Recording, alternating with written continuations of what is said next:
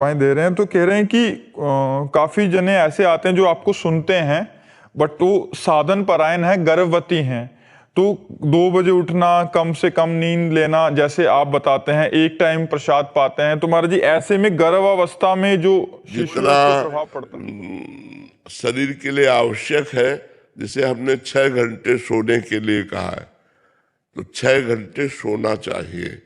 क्योंकि अगर आप 6 घंटे नहीं सोएंगे तो आपके जागरण के समय में जो भजन करेंगे उसमें आपको विक्षेप पड़ेगा, बार बार आलस्य आएगा। 6 घंटे सोना चाहिए, 24 घंटे में 6 घंटे सोना चाहिए, और इसके बाद शेष समय अपनी दिनचर्या में रत रहना चाहिए।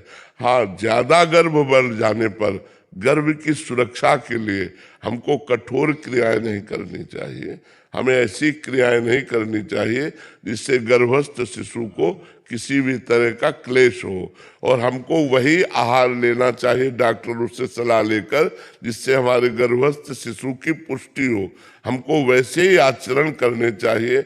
जैसे पहला आचरण तो है, जो ही ये पता चले कि हमारे उदर में बालक या बालिका गर्भ का प्रादुर्भाव है, अंदर आ चुका है, प्रकट हो चुका है, गर्भ अंदर बन रहा है, तो उसी दिन से ब्रह्मचर्य रहना चाहिए, पहला नियम। क्योंकि अगर आप ब्रह्मचर्य नहीं रहेंगे तो आपके बच्चे पर फर्क पड़ जाएगा, आपके बच्चे में कोई ना कोई कमी पैदा हो जाएगी। इसलिए ब्रह्मचर्य धारण करना अत्यंत आवश्यक है, क्योंकि गर्भ में शिशु पधार चुका है। इसके बाद हमें पौष्टिक आहार लेने चाहिए, उचित नींद लेनी चाहिए, और हमको भागवतिक कार्य करने चाहिए। भगवान की कथा सुनना, नाम कीर्तन करना, नाम जप करना, और तो उससे क्या होगा, हमारे बच्चे के बहुत अच्छे संस्कार पड़ जाएंगे। तो ऐसा हमें लगता है जिससे 2 बजे जगना और कै बजे सोना, ये भी देखना होगा कि सोते कै बजे हैं। 2 बजे तो हमारे यहाँ सब प्राय जग जाते हैं, 2 बजे जगने का तो एक मतलब नियम ही है एक तरह से, पर सोते कै बजे हैं।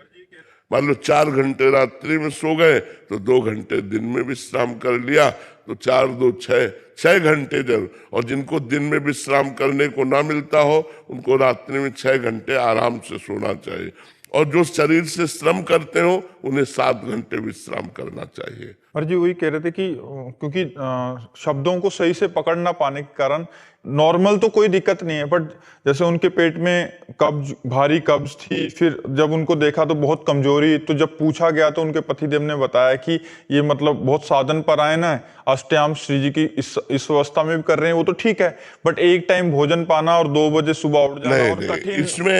इसमें अब अपनी बात नहीं देखनी, गर्भस्थ शिशु की बात देखनी है कि हमको अगर 3 बार पाना पड़े तो हमें 3 बार पाना चाहिए, क्योंकि गर्भस्थ शिशु का पोषण होना चाहिए। बट आप कहते हैं कि चिड़िया की तरह थोड़ी थोड़ी देर में नहीं लेना चाहिए। बीमार और गर्भिणी नारी, इनको साधना में आप नहीं गिन सकते। बीमार आदमी है, अब उसको दवा लेनी तो कुछ थोड़ा पा लीजिए तब आप दवा लीजिए, नहीं दवा बहुत गर्म होती।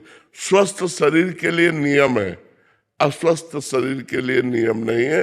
जैसे भी आपको बने, जैसे स्वस्थ शरीर तो आसनों में बैठो, अब अस्वस्थ शरीर तो सोफा कुर्सी, जैसे आप ऐसे बैठे हो राधा राधा जप रहे। आपका भजन बनना चाहिए। गर्भिणी स्त्री का स्वयं का जीवन नहीं है, उस बच्चे के लिए जीवन है। इसलिए ये बातें मत समझो कि हमको एक बार भोजन पाना, एक बार भोजन पाओगे तो गर्भस्थ शिशु को पोषण शक्ति कम मिलेगी और वो कमजोर पैदा होगा, तो आपने एक जीवन को बर्बाद कर दिया। आपने उस एक जीव के प्रति अहित कार्य किया। इसलिए माँ को चाहिए पौष्टिक है, जो भी डॉक्टर आपको पास कर दे, जूस है, फल है, दूध है, ये 2-3 बार लीजिए, जिससे आपके गर्भस्थ शिशु का पोषण हो। मनमानी आचरण नहीं करना चाहिए, डॉक्टर के अनुसार आचरण करना चाहिए। और जब गर्भ प्रसव हो जाए और आप ठीक हो जाए, फिर आप अपनी साधना में लगिए, फिर आप अपने लिए कसिए, कोई बात नहीं है, कोई परेशानी नहीं है। 24 घंटे में एक बार भोजन से भी शरीर बहुत अच्छा स्वस्थ रह सकता है, यदि ब्रह्मचर्य से रहा जाए तो। हम लोगों को तो कई कई दिन भोजन नहीं मिलता था, लेकिन कभी निराशा नहीं हुई, कभी उदास नहीं हुई, कभी हताश। तो इसलिए जब तक गर्भस्थ शिशु रहे तब तक हमें डॉक्टर के अनुसार चलना चाहिए कि उसको क्या पोषण तत्व देना है, कौन कौन सी अब जैसे गर्भस्थ शिशु है और आप वजन वाली चीज उठा रहे हैं, आप झुक रहे हैं, तो उसको परेशानी पड़ रही है। उस समय आपको उसकी सुरक्षा के लिए आपको उन कार्यों को छोड़ देना चाहिए जिनको निषेध किया गया है। आप पोछा लगा रहे हैं, गर्भस्थ शिशु को बहुत परेशानी होगी, हानि हो जाएगी, आप नहीं लगाइए। आप उतना झुकिए, आप उतना कार्य कीजिए जिससे गर्भस्थ शिशु का पोषण हो, उसको किसी तरह से हानि न पहुंचे। ये डॉक्टरों से सलाह ले लेनी चाहिए। आपके चरणों में कोटि कोटि नमन। प्रभु, जो आत्मा हमारे गर्भ में आती है वो उसका कर्म, उसका आगे का जीवन निर्धारित होता है जो भगवान करते हैं। तो हमारे संस्कार उसकी चेतना को कैसे प्रभावित करते हैं? पहली बात तो यह है कि आत्मा निष्क्रिय है, आत्मा कोई कर्म नहीं करती, आत्मा प्रभावित करती है। उसका पावर, जैसे हम एक कपड़े के पीछे लोहे का चुंबक रख दें और सामने लोहे की सामग्री हो, तो लोहे की सामग्री जड़ है, लेकिन उस चुंबकीय तत्व के कारण उसमें हलचल पैदा हो जाएगी, उसमें चलन क्रिया पैदा हो जाएगी। ऐसे आत्मा एक चैतन्य घन प्रकाश है, उसमें स्वयं में कोई क्रिया नहीं है। शरीर जड़ है, अंतःकरण जड़ है, कारण शरीर जड़ है। इन तीनों शरीर को प्रकाशित करता है, प्रभावित करता है। सबकर परम प्रकाशक जोड़ी।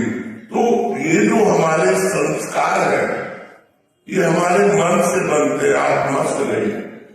आत्मा दिव्य है, चैतन्य है, परमात्मा स्वरूप है। किसी भी प्रकार के किसी विकार का प्रभाव कभी आत्मा पर नहीं पड़ता, अंतःकरण पर पड़ता है, मन पर पड़ता है। हमारे मन पर दो प्रकार के प्रभाव पड़ते हैं, एक असत और दूसरा सत। कभी कभी सत मार्ग में चलने वाले भी असत प्रभाव से प्रभावित होकर फिसल जाते हैं। कभी कभी असत मार्ग में चलने वाले भी सत प्रभाव का संग पाकर वो उच्च दशा को प्राप्त होते हैं।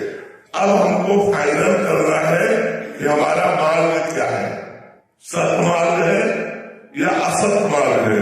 यदि हम इंद्रियों के भोगों में अपने मन को, अपनी इंद्रियों को छूट देकर मनमानी आचरण करते हैं, तो हम असत मार्ग के पथिक हुए, जिसका परिणाम पुनरपि जननम, पुनरपि मरणम, पुनरपि जननी जठरे शयनम। बार बार जन्म, बार बार मरण, बार बार मां के गर्भ में जाना।